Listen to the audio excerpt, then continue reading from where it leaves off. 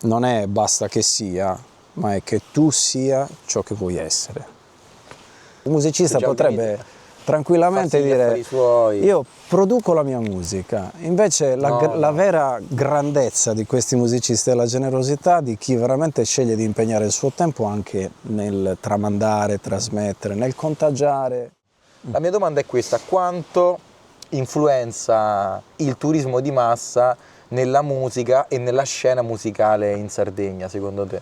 A livello comunitario, alla fine gli strumenti venivano utilizzati per i rituali, no? Certo. Per le feste, Sì. per i matrimoni, Sì, per i rituali. No, danno l'applauso più lungo della storia del Festival di Sanremo. È vero, è vero. Lo streaming cambia tutto perché un artista non si può, come dire, piegare a queste dinamiche. Un artista ha bisogno principalmente di esprimersi faccia a faccia col suo pubblico, e quindi attraverso i concerti, quindi attraverso queste cose, le interviste, le manifestazioni, quanto più è possibile essere presente fisicamente. Vuoi essere punk? Ti prendi su Amazon la toppa, te la ordini e te la compri. Prima, se volevi essere punk, devi andare a un concerto punk. Sì.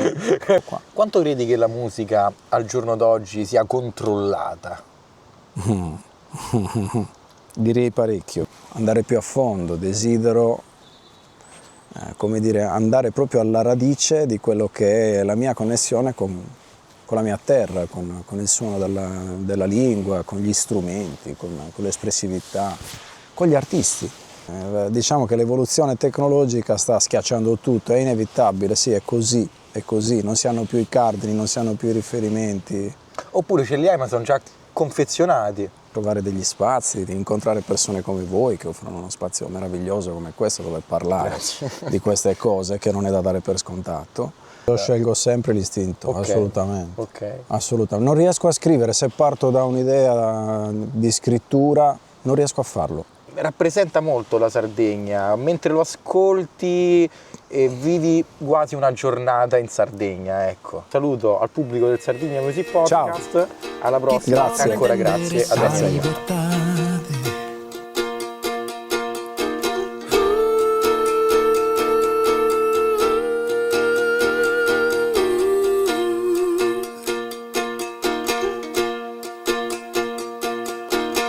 Giocende son giocende torra a fare il burula su che